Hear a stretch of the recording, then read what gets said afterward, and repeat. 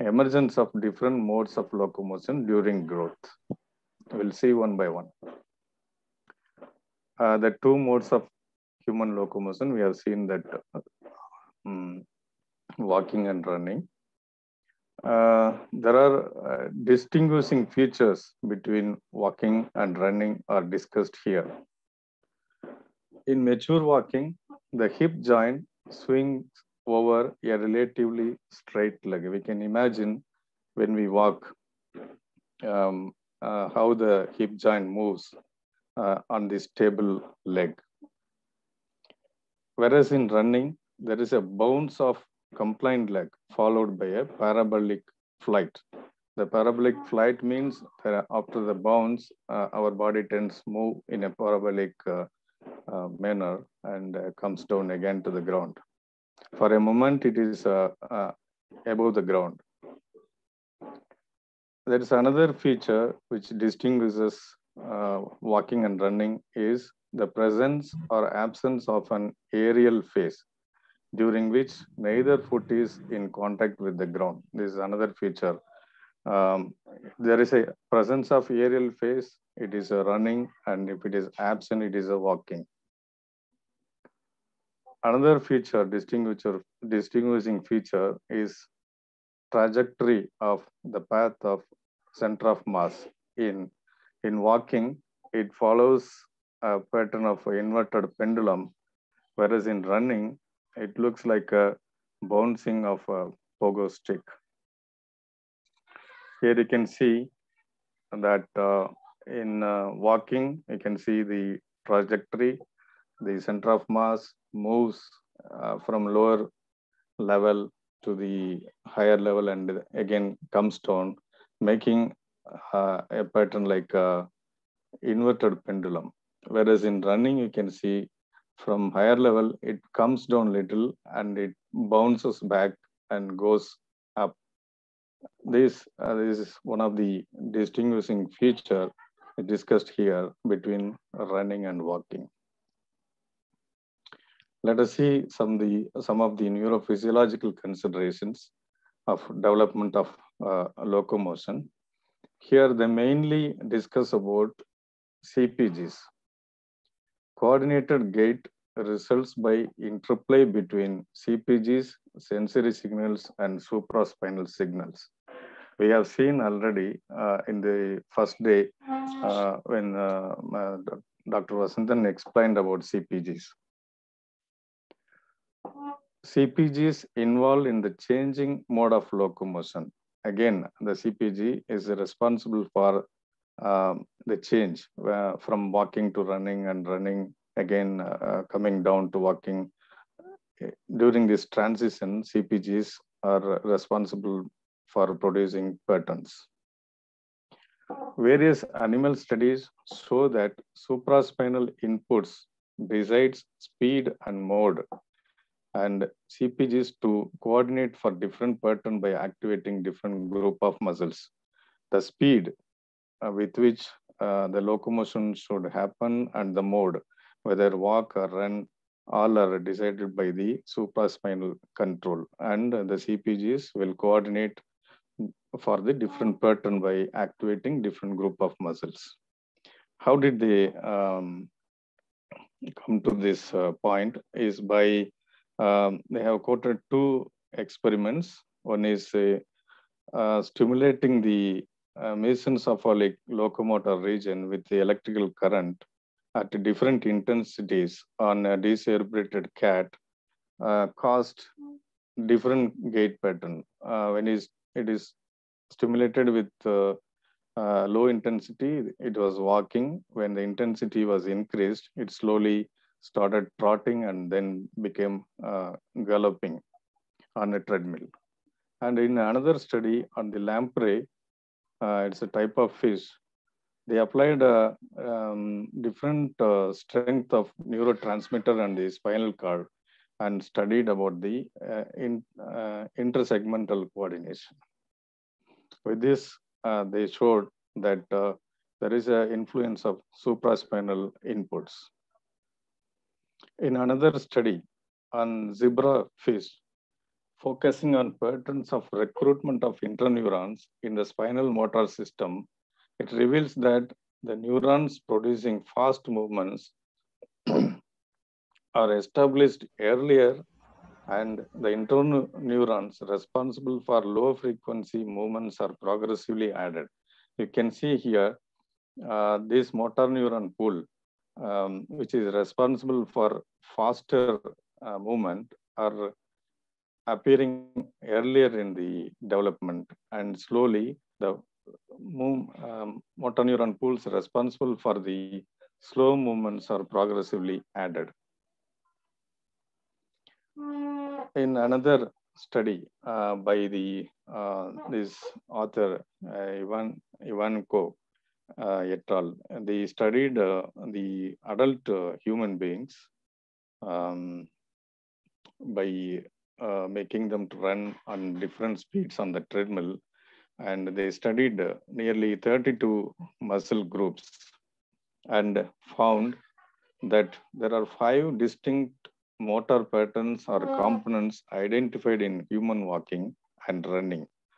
The muscle activation takes place at specific timings for each mode. What are the 5 patterns? You can see in this picture, they are called patterns or components, 1, 2, 3, like that. The TD stands for touchdown, and LO stands for the lift off, and TD again touchdown. They have divided the walking gait cycle into touchdown, lift off, and touchdown. From one touchdown to another touchdown, there is one cycle. And they found 5 different distinct motor patterns. And muscle activation takes place at specific timings. So each pattern appears at particular timing, and it differs in walking as well as in running.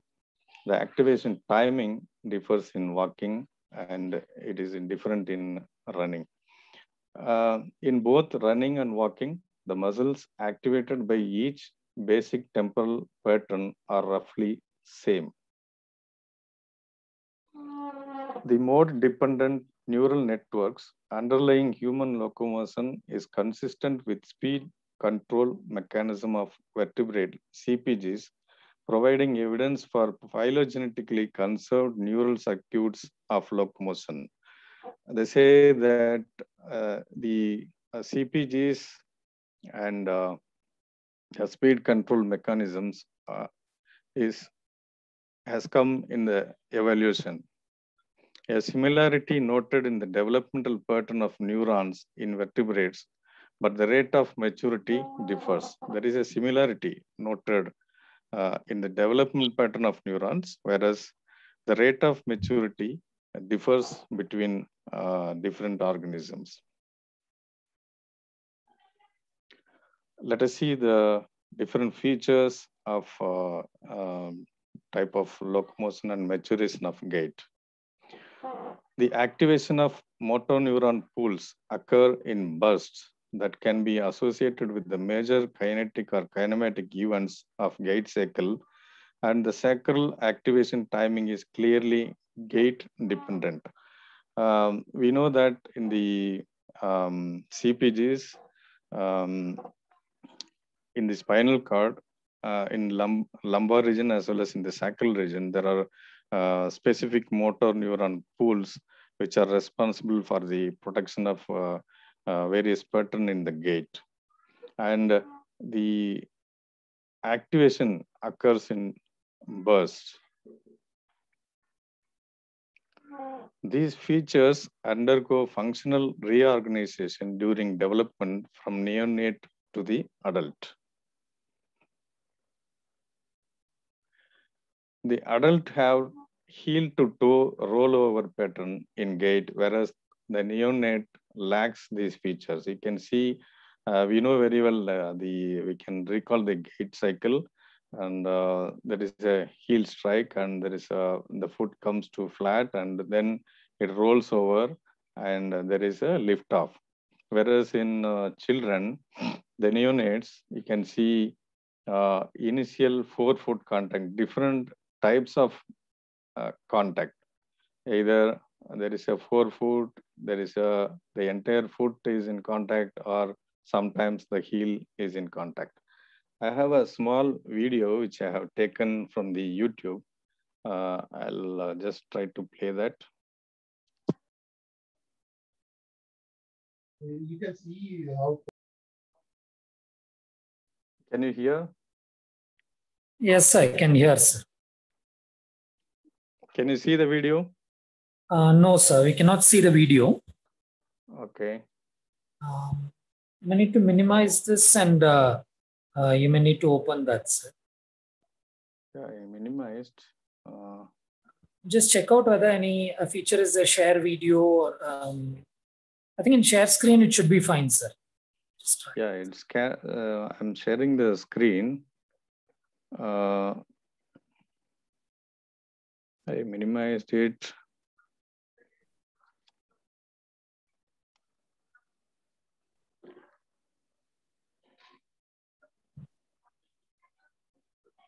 Now you can't see. Now we can. No, so now we can only see your PowerPoint, but it's still not minimized.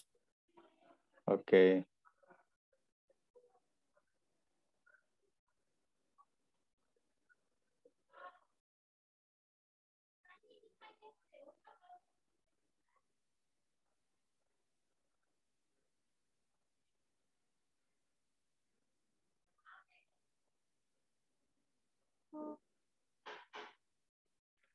Yeah. As a result of there is a lack of the rollover pattern, the ground reaction force takes a shape of M in adults and not in the neonates. Again, in adult running, there will be a single hump because of the vertical thrust of the single leg. You can see in the neonates, there is a one hump because of the lack of the adult pattern of the foot movement. Whereas as the age increases, there is a slowly appearance of the M shape, and in adult, there is a complete M shape. The first curve is the initial thrust when there is a contact of the heel, and this one is the when the propulsion happens. Whereas in running, again, because of the there is a high thrust one time, almost similar single hump appears. Throughout the development, a progressively greater occurrence of initial heel contact is observed. That is, as the age advances, the occurrence of heel contact during the gait slowly increases.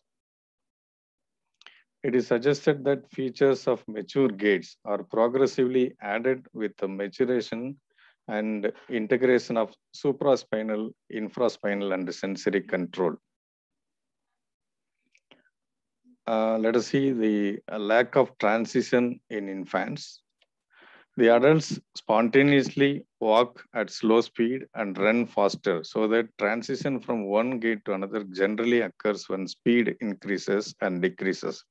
The transition occurs approximately at a speed of 2 meters per second, whereas the infants lack in this aspect.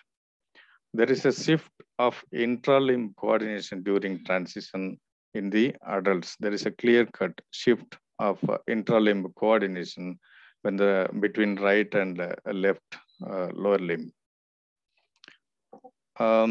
In a different experiment on treadmill walking, though the infants showed transition features in treadmill at different speeds, the center of mass trajectory was not as same as adults. We have seen in the initially how the trajectory of COM appears. It is not same in the infant. This shows that immaturity of gait-related neural circuitries. Let us see some of the biomechanical factors and development. There is always interaction of neural output, physical dynamics of the mechanical systems like the viscoelastic properties of muscle, elasticity of tendon, the body size, etc., and the ability to adjust the movement with the external environment. There will be always an interplay in the development. The shape of body, bone morphology, and foot structure in infants are different from adults. In particular, a child's foot goes through significant developmental changes. The distinct feature between adult and infant foot, we all know that we have a arch, which is very unique for the gait to propel ourselves. Whereas in running also, it's very much helpful for the bouncing of face. So in the developing infant, we cannot expect the same function. The function will be different from adults. As the skeletal muscles are substantially slower in neonates, the stride duration is longer than adults. There is a lack of adaptability to biomechanical constraints in infants also observed. Here the biomechanical constraint is like when they walk in different surface, or when they negotiate an obstacle, or they want to climb little height. All these things are biomechanical constraints, and there is a lack of adaptability is observed. Let us see emergence of different modes of locomotion. At the onset of walking in children, there is a deviation of pendular mechanism and bouncing mechanism. We have seen there is a pendular movement of the COM and the bouncing. There is a clear-cut deviation among the children when there is an initial stage of development. There is a gradual evolution of gait occurs as the age advances with the maturation of gait-specific neural circuits.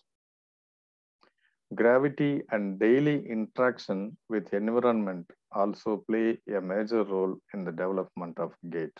We all know that gravity is an important factor. We are living in the earth, and the gravity plays a major role.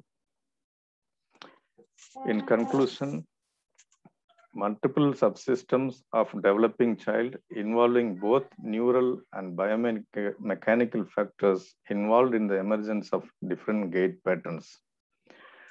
Different forms of gait are built starting from common phylogenetically conserved elements. We have, from the beginning, we have seen that there are evolutionary patterns. From that, the gait development is built.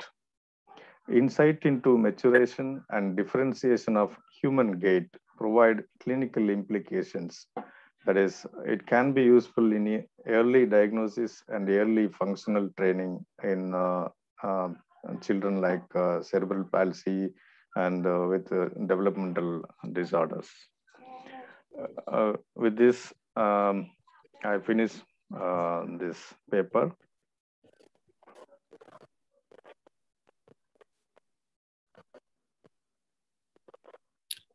Yeah.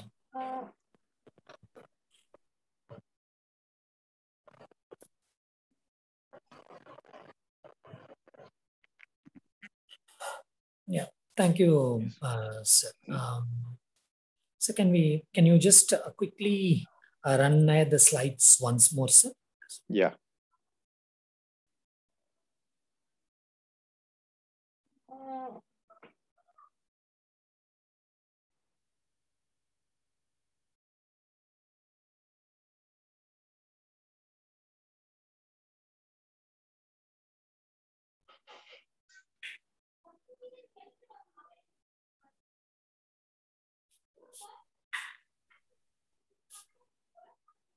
Anyone has any questions on this, you can please ask. Okay.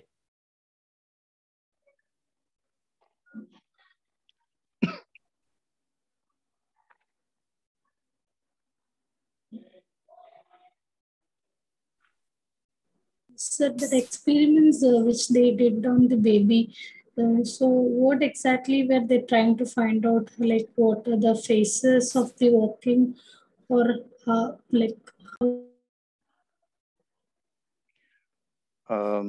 You're talking about that this one? yes, sir, that food placement, which the video which we saw. Video is not related with this presentation. I just wanted to show that how the treadmill walking might have done. Okay. Whereas this paper discuss about this one. Among the neonates, when they walk, when they create ground reaction force, how the shape will be. This is a study. As well as they have studied about the different activation of motor neuron pools in during different age group. This is what they studied.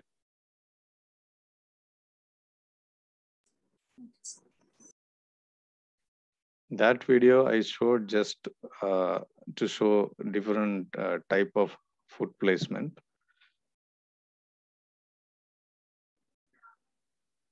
So what you mean to tell us, in the neonates, there aren't specific phases like that Yeah. of it in adults. Right? Yes.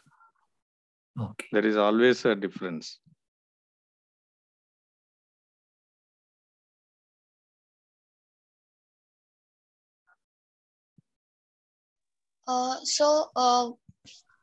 Hello, sir. Yeah. So when they say that the phases are different in early neonates, so, and then as the maturation happens, we see the different phases coming. Yeah. So is it like it is like equating with for energy efficiency? Like why the different phases are they trying to say that?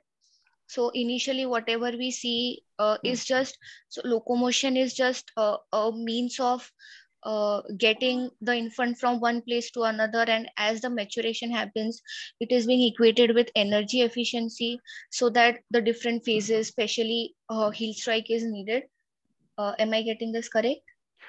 Yeah, that's the conclusion says it's a multiple subsystem will be developed during the course of time. See, at that point of time, what they have is the walking precursors.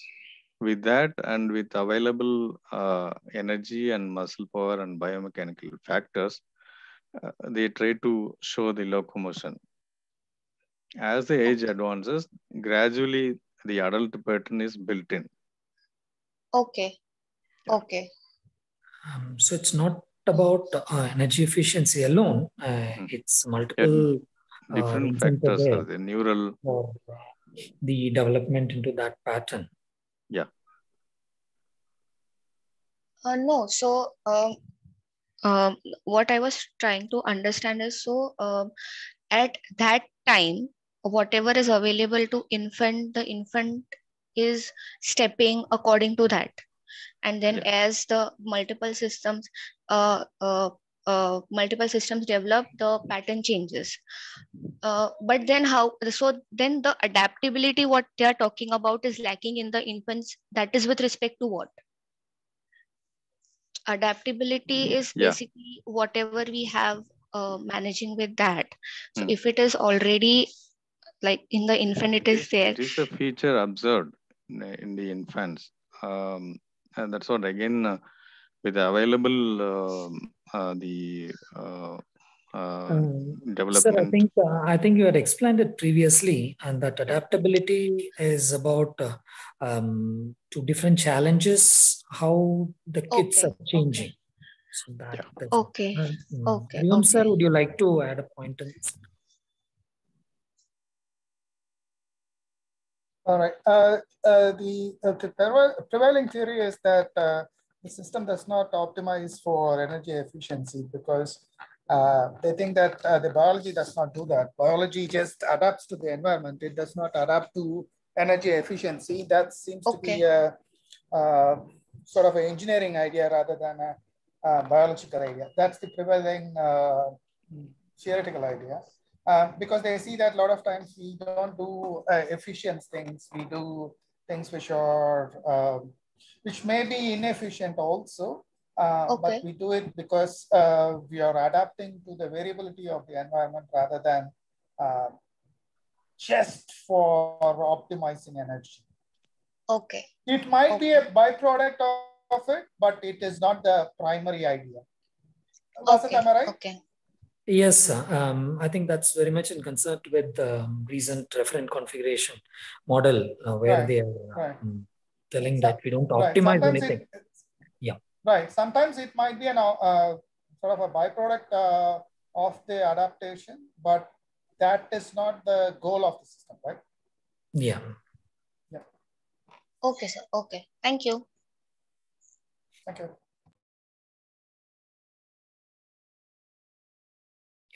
Yeah. Any more questions?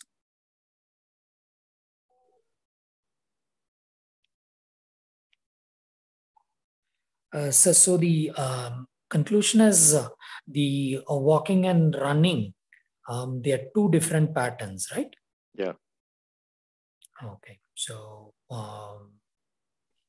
in the infants, they have not found two different kinds of synergies. Much differentiation between walking and running. Between that, right? Yes. Okay. Right. Yeah. Thank you, sir. Yeah. I'll stop sharing. Yes, sir. You can stop sharing. Thank you, Sandhan. Okay. I will move on to the next presentation, which I'll be doing. Just a second.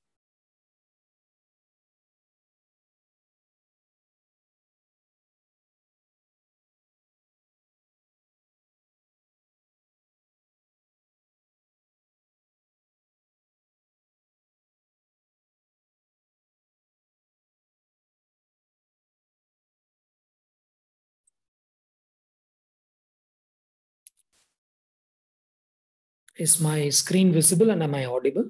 Yes, sir. Sir. Okay. Right. So the second paper of Fury and Co. we are going to find is about the distinct locomotor precursors in newborn babies.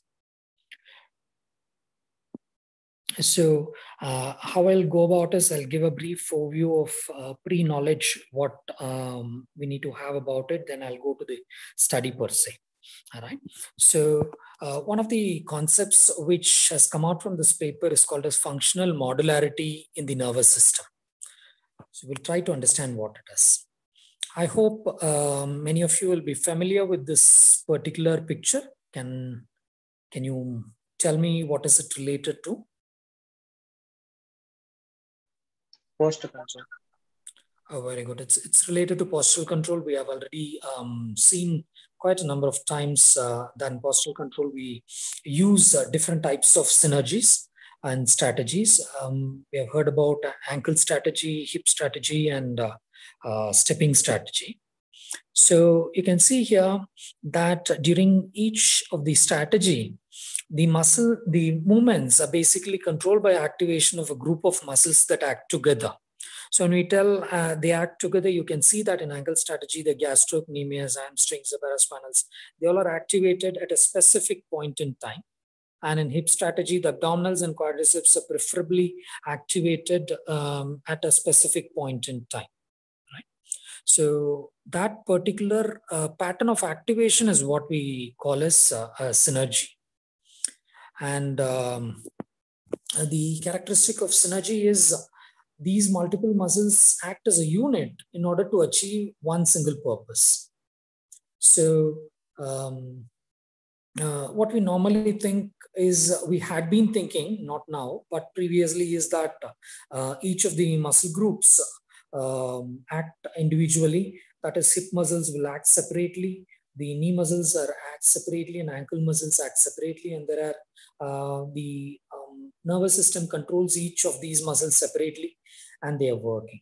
But then we got this concept of synergy quite some time back with the advent of Shambhekuk's works on balance. And all right, we understood that it's activated together. I hope Hariom sir is very familiar with this picture, because I remember way back 10 years back, he was the one who had shown this picture, that it's acting together. All right. And that's what we see in this balance control system. Okay. Now, how are these muscles coupled together and they are getting out, all right, is by a group of neurons which are interconnected in the central nervous system. Now, in this case, we'll talk about the spinal gray matter. So in the spinal gray matter, there are different groups of neurons which interconnect with each other. They form as networks. Okay, just 1 second.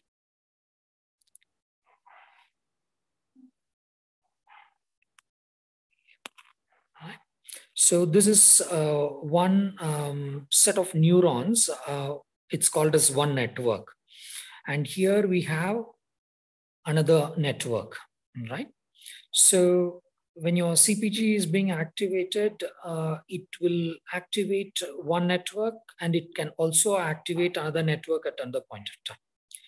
And once these networks are activated, they can directly activate a set of neurons which can go ahead and activate the muscle groups.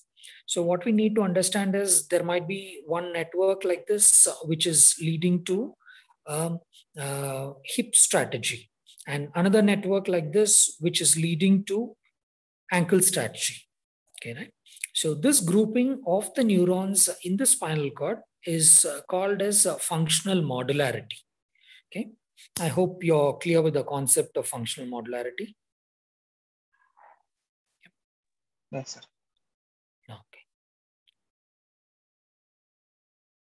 All right. In adults, during the walking pattern, they found that there seems to be 4 different groups of muscle synergies, like how we saw in a postural control. Here, they seem to have 4 different types of muscle synergies. You can see that these are the patterns, pattern 1, 2, 3, and 4. And when they do a touchdown, this is the pattern which comes. And during propulsion, this pattern comes. During liftoff, this pattern comes. And during swing phase, this pattern comes. And this kind of particular patterns of activation have been seen across the animal kingdom. We had seen that of 8,000 years ago, they saw lampreys gait patterns and then on. So across different animal kingdom, these 4 patterns seems to predominate during the locomotion. Now, that's the premise. Coming to the aim of the study, the basic question is, how does this modularity develop since birth? Now, newborn babies express 2 types of locomotor-like movements. One is kicking, the other one is stepping. All right, and we have already seen a lot of videos. I'll also like to share this video. 1 second.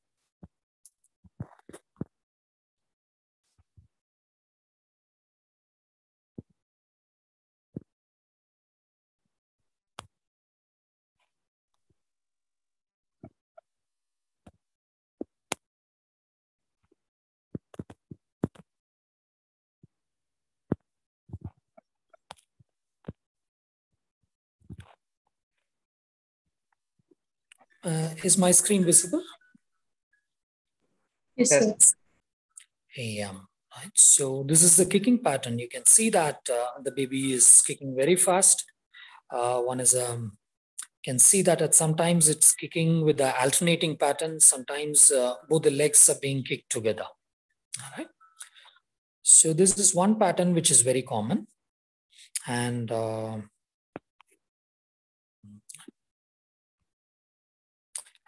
in Sendil's video and in a previous video, always saw that stepping pattern during this video.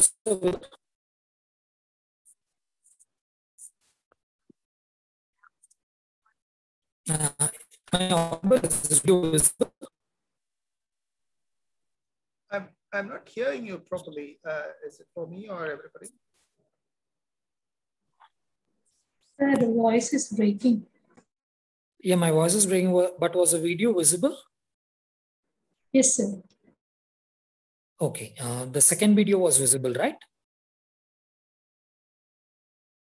Yes, sir. Play the second video once more, sir. Yeah, It I'll stopped play it. half of the way, Vasantan. Okay, okay, fine. I'm sharing it now.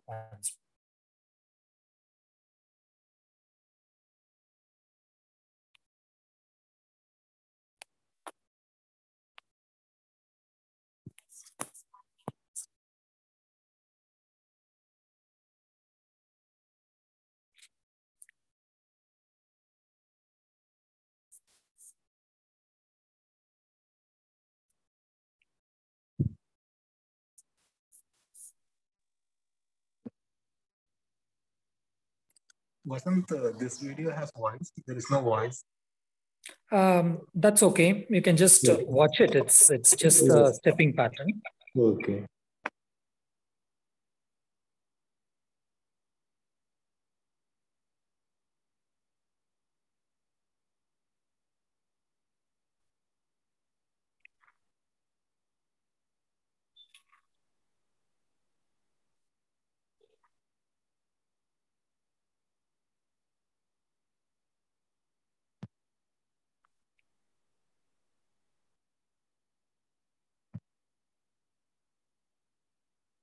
Yeah. Am I audible?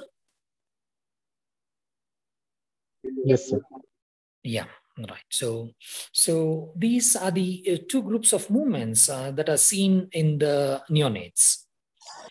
Okay, right. So the aim of the study is to see whether these movements translate into the walking pattern at a later point of time. Now, one thing is both these involve rhythmic leg flexion and extension along with alternation of left to right limbs. So it has been assumed that the kicking and stepping are very identical movement patterns generated by the same neural mechanism.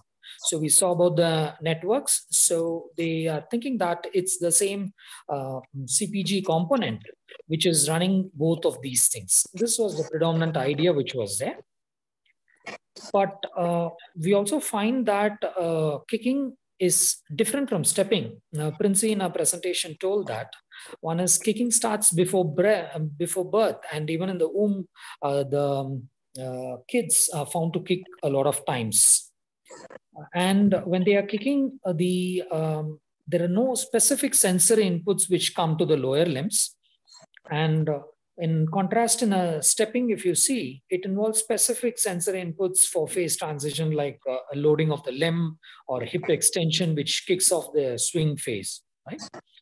So there are primary differences between the two, all right? So the objective of this study are twofold. One is, are the neuromuscular modules of kicking and stepping the same, or are they different?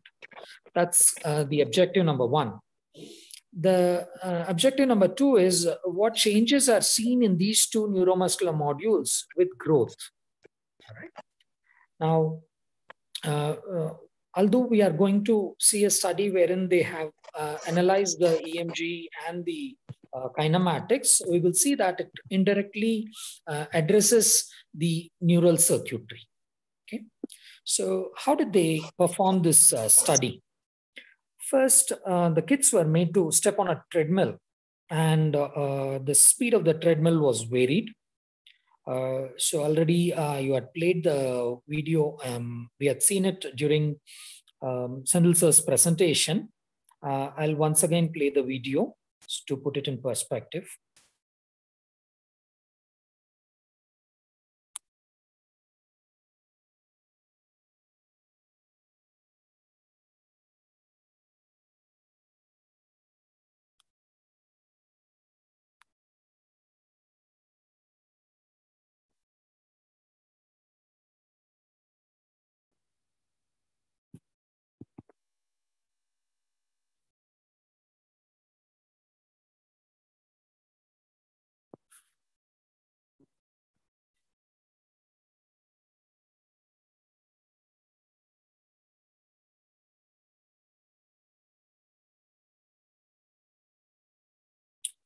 Okay, I think it's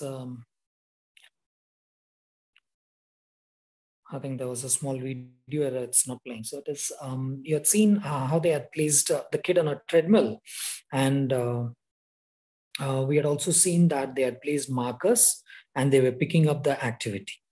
Okay.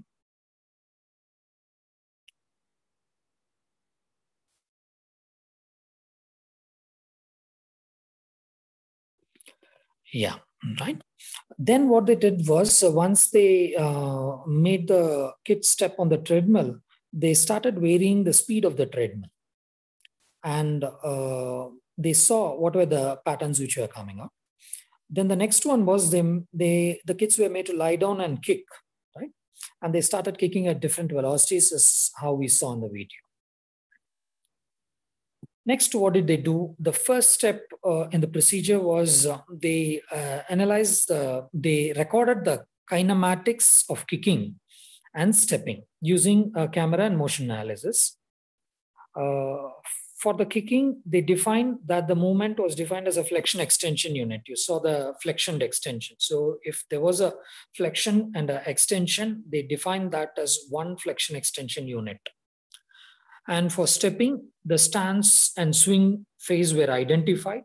The stance phase was identified when the leg was on the ground, and swing phase was when the marker of the ankle moved a particular distance above the ground, then it was called as a swing phase. That's how they had identified it. And EMG was also concomitantly recorded from the muscle. So the reason for taking the kinematics and at the same time EMG is to correlate the muscle activity which happens with different phases of movement. Now, the second step is the EMG once collected, they had processed the EMG. So the motor patterns which were coming out were identified by using a method called non-negative matrix factorization. So basically what's a factorization is we divide a complex pattern into components of simple patterns and we identify the key features. For example, if you see facial recognition softwares, right, the computers are able to identify specific facial features and identify a person from the pixel density across the face image on the screen. So similarly here, when the muscles are acting, they identified specific temporal patterns of activation. And when there was a pattern of activation found between the groups of muscles, they had a particular, they called it as a synergy, and they added a weight to different synergy. So they identified basic neuromuscular module by a multiplication of temporal activation pattern into the synergy weights. So one synergy can be identified. Okay, all right. Now, step 3, what they did was they did cluster analysis. What they did was they compared the activation patterns of kits across all the trials. They were combined together and then they did a cluster. Now, what is the basis of this cluster is, normally what happens is you put everything together, all the recordings together. And then what you do is you divide them into different groups, say a group of 2, a group of 3, a group of 4, a group of 5. Like this, you keep on dividing them, right? And then you identify which all movements are similar to each other. So in this animation, you can see here that there are on the right-hand side, that is this particular animation, right? There are 3 groups which are seen, right? Initially, there are no differences. And then each of the clusters are, the mean of the clusters are identified and they are differentiated. Okay, right? Now, one second. Yeah. All right.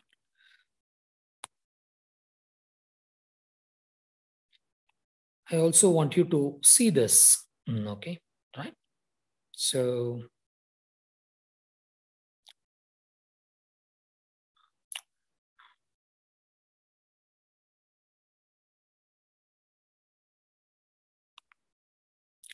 all right. Now, do you see this picture?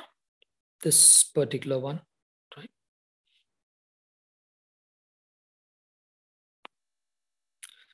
So in this, actually, what they have done is they have made it into multiple clusters, but finally they identified there are only 3 clusters which are there. Okay, right? So that's what is meant by cluster analysis.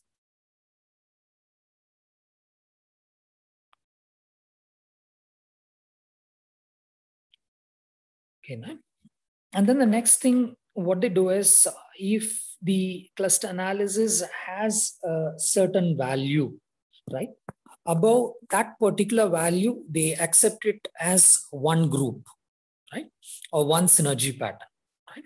Now you can see in this picture, it's called as a Silhouette analysis. A Silhouette value is a measure of how similar a given data point is to other data points in its own cluster when compared to data points belonging to different clusters.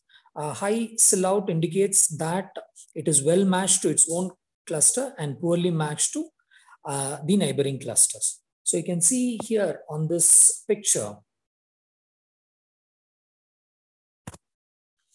in this picture, right? There are actually 3 clusters are seen.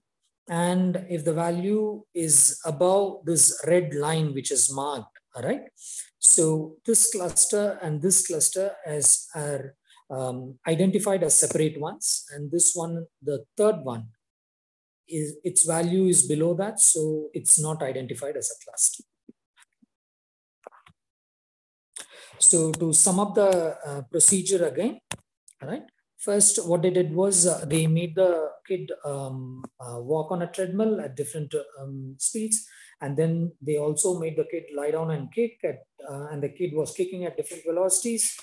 Then they collected the data of kinematics, and then the EMG was recorded.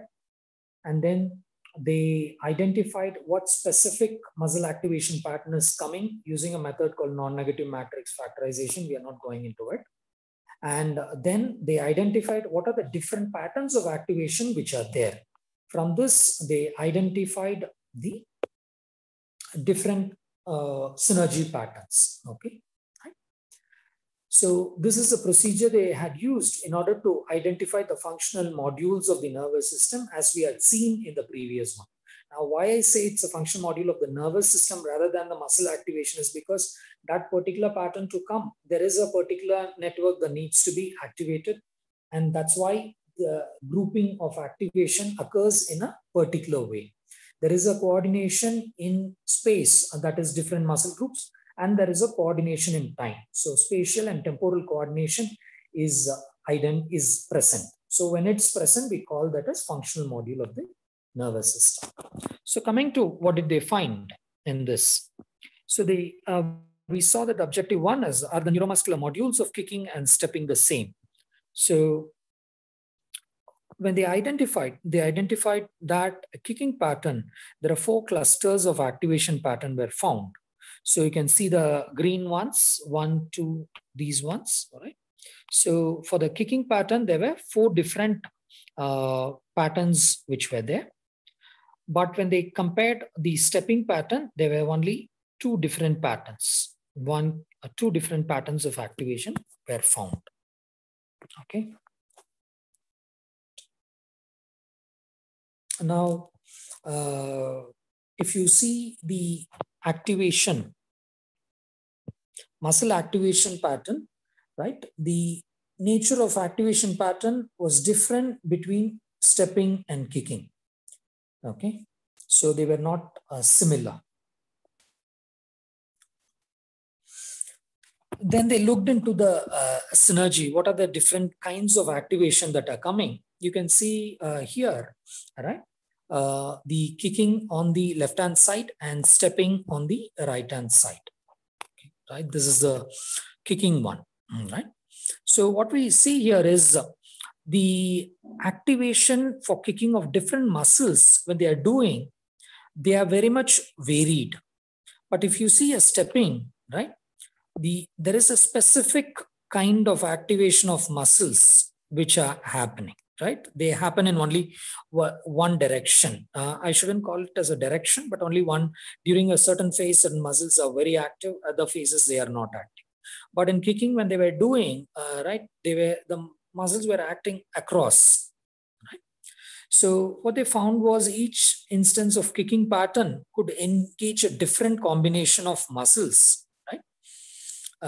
But neonatal ground stepping involved only 2 temporal activation patterns, each associated with a stable muscle synergy, one for limb extension during stance, or the other one for limb flexion during stance. So what you see over here is the strong directional activation of the specific groups tells about a stable muscle synergy.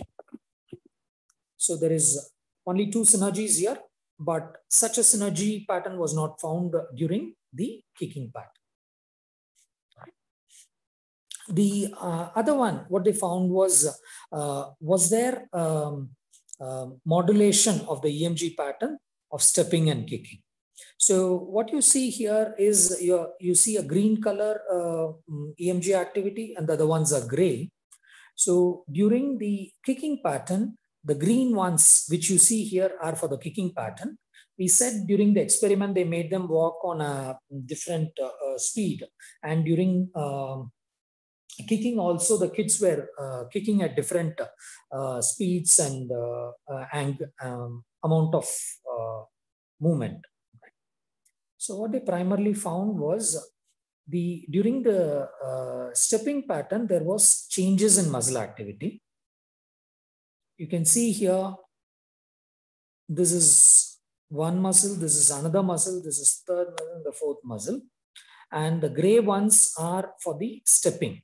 So when there was a change in speed or something, you see that between the gray ones, right, light gray to dark gray, there is a variation.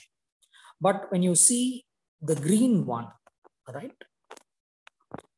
that particular muscle did not vary its activity with different types of kicking. That's what they found. Okay. All right.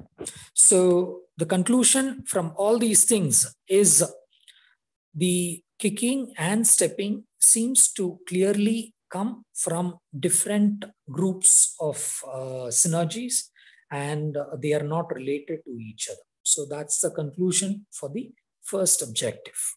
Okay. Now let's move on to the second one. What are the changes are seen in these 2 neuromuscular modules with growth? So you can see that this is the silhouette patterns of kicking and stepping. On one side, it shows the muscle activation pattern, and the other side, it shows the synergy. As we saw before, kicking seems to have 4 clusters, stepping seems to have 2 clusters. And when they move from neonates to infants, in infants, you can see during 4 different stages, there seems to be differences, different types of synergies seen. Toddlers, there is again 3 different, sorry, not 3 different, but 3 different synergies but there is one pattern. And preschoolers is this, and adults is this. Adults, we have previously seen that there are 4 patterns. Okay, right? Okay. So 2 optimal clusters of activation were associated with ground stepping in 4 to 6 month old infants. A 3rd cluster appeared at around 6 to 8 months. A 4th cluster, roughly comparable to that of adults, appeared at about 24 months in preschoolers. That's what they had found. Okay. Now, when they compared the kicking and stepping muscle activation pattern to that in preschoolers and adults, what they found was the patterns of neonate kicking tended to resemble the stepping patterns of children at later developmental stages. So on the right-hand side, I kept the muscle actual EMG activities on with kicking as well as stepping in preschoolers. And you can see that there is a high similarity between the 2 patterns. Such a similarity was not found between that of stepping in neonates versus stepping in preschoolers. Okay, right. But they also tried dividing the muscle synergy. Say, for example, taking individual muscle activity and seeing it across. And in that, they found that some of the synergies in stepping in neonates were similar to that in adult stepping. Okay, so that's 2 findings. But overall, what they have seen is the kicking pattern seems to be pretty similar to that of adult walking pattern in terms of muscle activity. Okay, right? But we also found that the kicking pattern had different activation of muscles and they were not very stable synergies. Okay. So what is the conclusion from this study they have found out is there is a possibility that neonatal kicking and ground stepping may represent distinct locomotor precursors, since each of these behaviors appears to anticipate a subset of features that characterize later development. What they tend to say is in a stepping synergy, in case of a neonate, we found that there is a strong muscle activation pattern, right?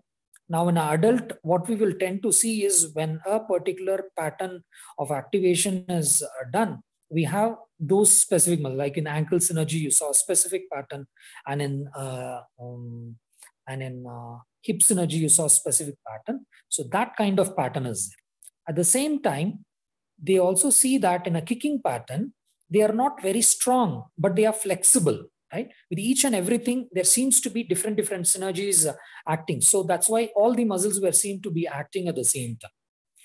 So it's consistent with the view that spinal circuitry, which we come to understand from the findings of this, as a dynamical system whose variable states can generate different muscle synergies. So what happens is the kicking and the stepping seems to produce two different kinds of features. One is stability of the synergy. The other one is flexibility of the muscle activation patterns in order to produce those synergies. So the kicking and the stepping seems to provide two different kinds of inputs, but both these inputs seem to be important for our final adult pattern. This is what they have found. Right. So I'll stop the presentation here and you can ask any questions if you want.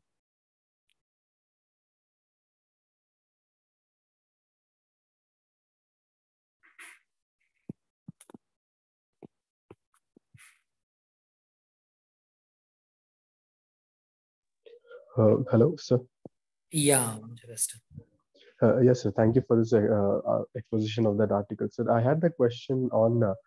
You said that for stepping, they had asked the kid, they had asked those infants to, they had used treadmill and vary speed of treadmill in for infants, and for kicking, what is the variable that they had used to see?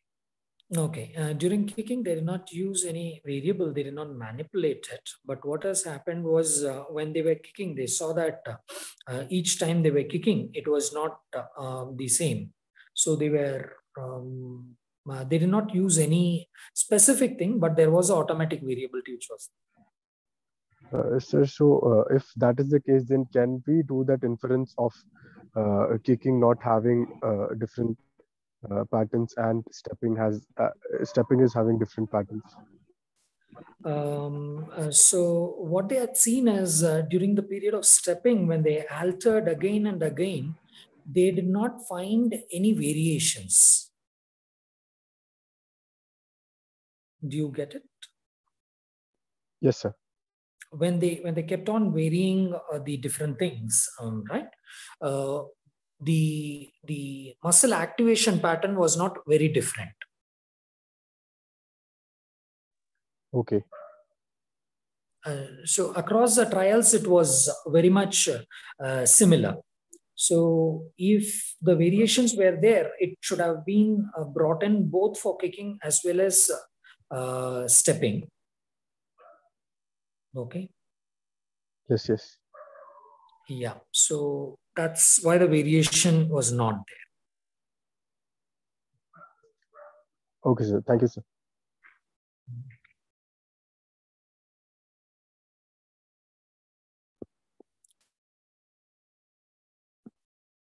Any other questions?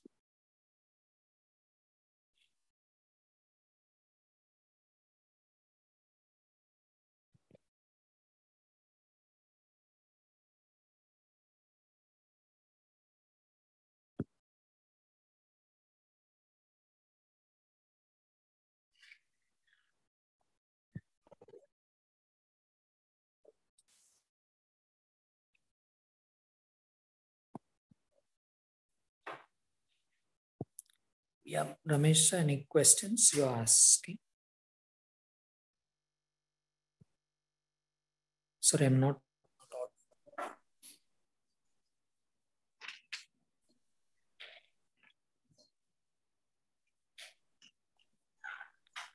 Yeah, I'm not able to hear any.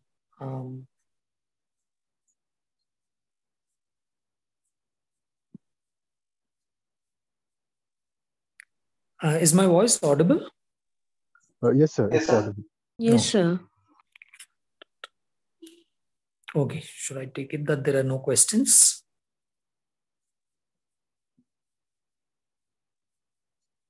No. Sir, Yeah.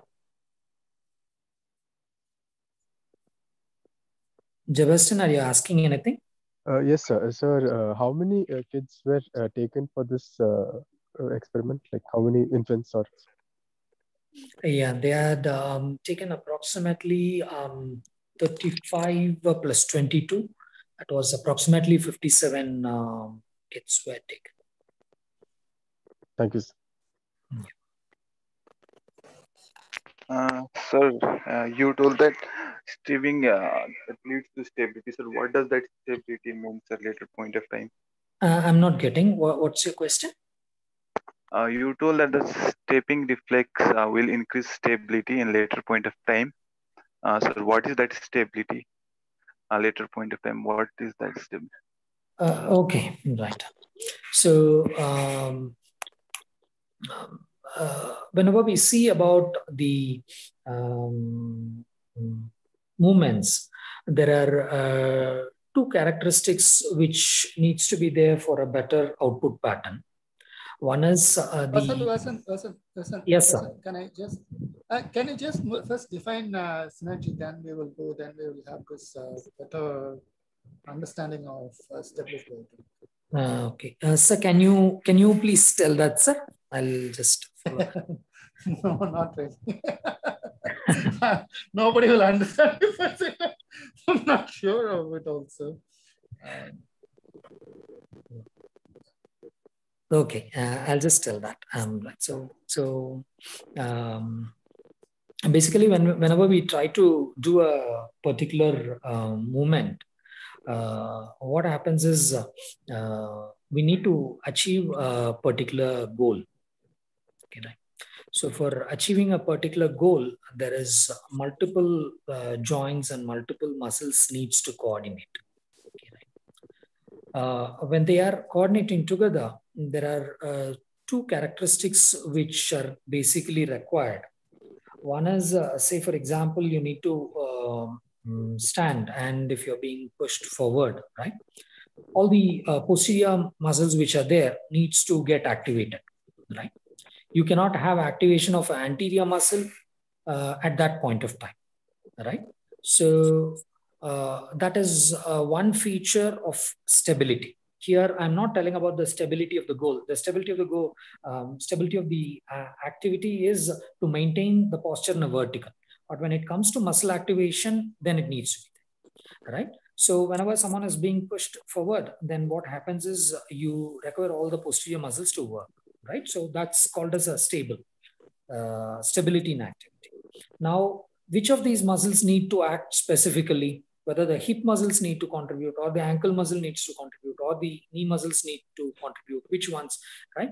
There should be a lot of flexibility in that. If flexibility is not there, if one muscle is going to overact, then the other muscle may not be able to compensate. So that is flexibility. So in a good muscle synergy, there will always be something called a stability and then flexibility, right?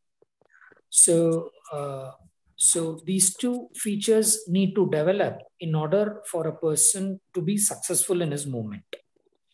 And what they tell in this article is the kicking pattern seems to develop the stability part of it, and the stepping pattern seems to develop the stability part of it, and the kicking pattern seems to develop the flexibility part of it. And at the ultimate, the kid is trying to develop both of these features. And at some point of time, they seem to come together and help in developing a stable adult pattern of walking with necessary flexibility to alter that according to the internal forces which can be created.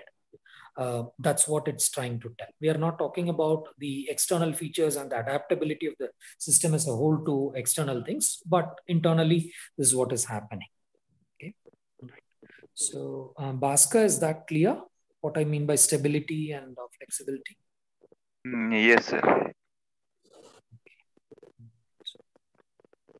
Ridhima ma'am is asking, are there different set of CPG for stepping and kicking patterns? Okay, right. This is one important point which I wanted it to come in questioning. So I'll read the question again. The question is, are there different set of CPGs for stepping and kicking pattern? At the outset, when we say a functional neuromuscular module, there seems to be two different patterns, one for stepping and one for kicking. But within them, there seems to be multiple components of CPG or multiple networks which seem to reside. Okay, right? So when you take a kicking CPG, it's not kicking or stepping CPG. So, for example, in a kicking CPG, there seems to be different functional networks. Say network 1, network 2, network 3, network 4, and all these are working in different manners at different point of time. So there is a switching between one network and the other network when the kid is kicking. Okay, right? And during stepping, there is another set of CPG and also different functional networks within them. So it seems to shift between the two patterns. That's how it is. And the second follow-up question is, and do they get matured over time into walking and running? I think this is a question which interrelates this paper with previous paper which Sendil sir has presented. For running and walking, there seems to be two different CPGs. What we are talking about here is specific functional networks within the CPG. Okay, right? So there are 2 or 3 different levels within the spinal cord. One at a gross CPG level, and then they are connected as a second set of functional networks, and then they are connected as a third set of functional networks, and then they are connected as a group of motor neurons which are directly sending the impulses to the brain. So depending on the need or the time what it activates, it seems to keep shifting between these two things. And when the network is maturing, what seems to happen is they seem to remodel themselves with the use of all the external inputs which are coming. They seem to remodel themselves, something like a statue being produced from stone, right? Shipping out all the unnecessary things and then raising to a very specific group of features. Sir, am I audible? Yeah, Ridhima. Yes, sir. Sir, actually, regarding CPGs, they say there are 2 models in the previous paper they have mentioned. So which model are we actually following when we do research, or what is actually present? Can you tell me which 2 models you're referring to? So one model, they said there is a set of CPGs that controls all the emotions. And the other model, they have said that there are 2 levels of CPGs. So I'll just open the paper once, sir. I'll just read it out. Yeah. No, please go on. One model considers a set of unit CPGs controlling specific group of muscles. That is one model. And second model consists of 2-layer CPG organization with one rhythm generating circuit, and the other one is a downstream control of muscle activity, which coordinates different phases of gait. So when it's infant, so whether it's model 1 or model 2, or yet it is not cleared which one it is. I wanted to know that. Yes, sir. There is a support for all the models. Okay. Yeah. So, sir, that means what that previous paper explains. That means, sir, if we are talking about model number 2, if it's a 2-layered model, then in this paper, in present paper with which Vasantan sir explained, that goes correctly, that one rhythm generates, the other coordination of muscle activates, as shown in the statistics as well. So I could correlate this with the second model. Yeah, but they are conceptually we should not take it literally, in the sense there is one model is like this and the other model is like that. Okay, right? That's talking at a slightly different conceptual level. Okay, and I think furthermore, when we go down with the other papers, we will get more clarity on this, because I do not want us to take it that there is a CPG, because already during two of our previous meetings, two questions were raised, one by Bhagyashree Mukherjee and the other one is by Prakash. Both of them have told, are we going back to the reflex model? Are we going back to the programming theory which we have come out of, right? So I think we mean, instead of discussing whether the CPG is one model or the other model, let us go further on. Once we understand the whole concept of referent configuration hypothesis, I think it will be more easy for us to fit this idea in there and look into it. Okay, right? But for a literal translation of your question, whether CPG seems to act together as one control, or does it seem to have levels? It seems to have levels. That's the point I would like to say. Okay, sir. Yeah.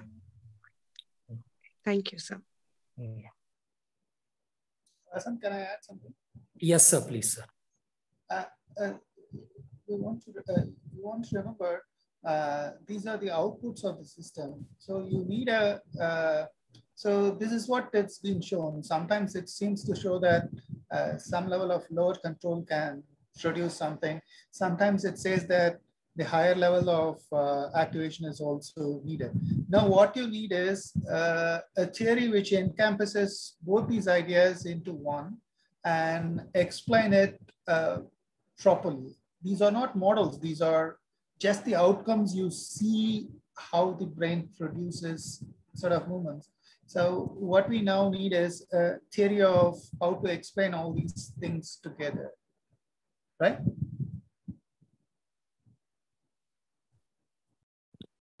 Yes, sir.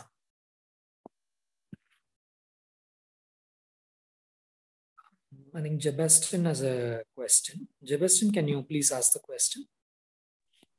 Yes, sir. So, sir, I was asking, like, post this study, is this study going to help us in terms of, going to help us physiotherapists in terms of treatment or as a predictor or something of that sort? Okay. So, one particular obviously these needs to give us some clue as to whether a normal kid is different from that of a kid who is developing abnormality with abnormal coordination patterns. But unfortunately, we might not be getting hands on the specific analysis methods which they are using here. We might not be getting. So, but if we have got that, we might be better able to identify at an earlier stage. But what I would try to tell is, let us not try to derive the answers to our clinical practice directly from these studies at the current point of time, but try to understand the functioning of the nervous system as a whole, and then try and derive some conclusions which will be better, because I don't want this paper tells it, so we use it immediately in our clinical practice. Right? So that's the answer. Sir, Aryom sir, would you want to pitch in on something? Really? I think one thing I would derive is that our understanding of gait control from an undergraduate when we start out is woefully inadequate, and we form our own conclusions of this is how the gait is happening. Most of us think of dorsiflexion, knee flexion, or hip flexion. So what it can give you is it's a starting of seeing. If you have seen in the last 2 or 3 presentations, we never talked about the individual movements. It was group activation. It was patterns and synergies and things like that. So I think that is one thing we should all take into consideration, that movements are not individual joint movements. It is the brain producing sort of coordinated activity to produce a goal or something like that.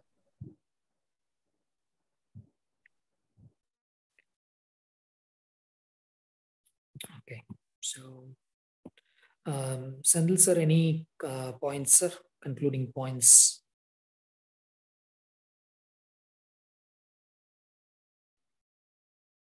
No, nothing.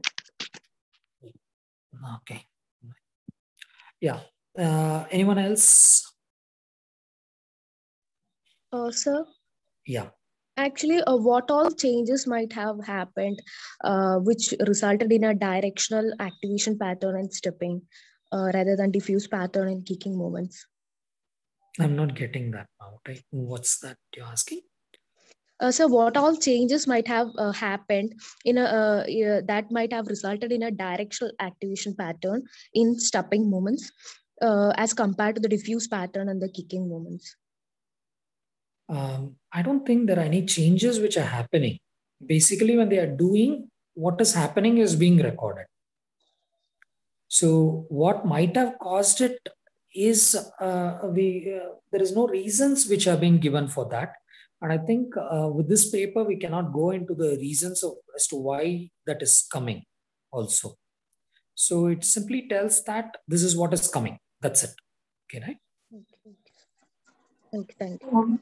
So can I ask one question regarding the same thing? Yeah, Devanshi.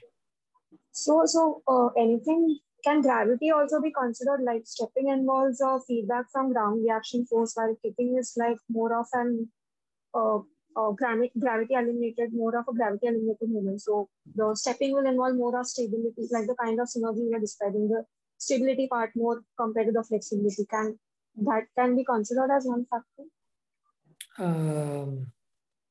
We may try to interpret it like that.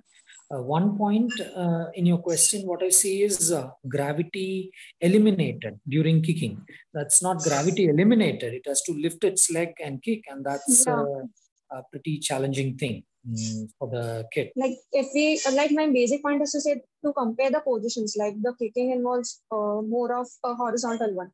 So the legs, the orientation of the body itself are like in two different planes. So how does it vary in switching of the? Yeah, what they also tried doing is instead of the horizontal on the treadmill on the ground, they had actually in this study, they had one of the variation they had introduced was a vertical treadmill. A treadmill was placed to the wall and the kid was made to lie down, and the kid was made to walk on by lying down. Okay. Okay, right? Okay. And still the pattern came to be the same. So that was again another variation they had tried with the vertical walking. But the pattern seemed to be the same. So one part is the gravity is common and acting across.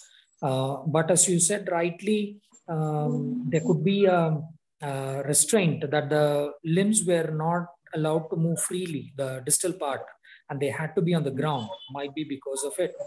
But I think it's slightly at a different level.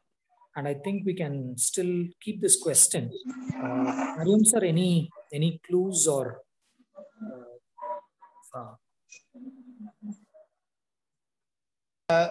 No, I don't have a slightest clue. No, okay, fine. I think we will just have these questions. These are important questions which we need to have. And what are the other reasons? Because Sebastian also asked whether the experimental setup was the reason. Now, again, you're asking whether the experimental setup is the reason for that. I think we will ask Yuri Ivanenko when he's coming and presenting his paper. We can have these questions and ask to him. These are the kinds of questions we wanted, and the purpose of this is to generate such questions. Of course, we can ask to him and clarify it more. Thank you, sir. Okay. Any other questions?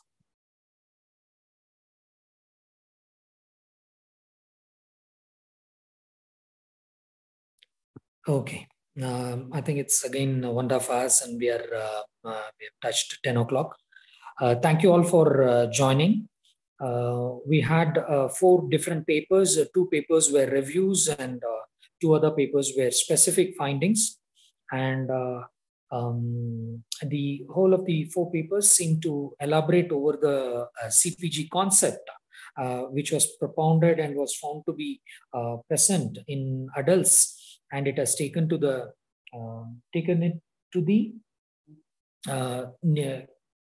pediatric population and saw what are the changes which are happening.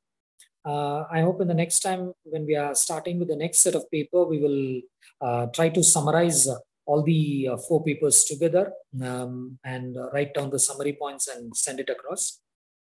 So we'll break for now. The next meeting, we'll have it on Thursday, and I'll announce the topic which is going to be there. Okay. Thank you all for joining. Any other questions, please note it and keep it down. We will have the clarification at a later point of time. Thank you. Thank you, sir. Thank you, Sir. Thank you, sir.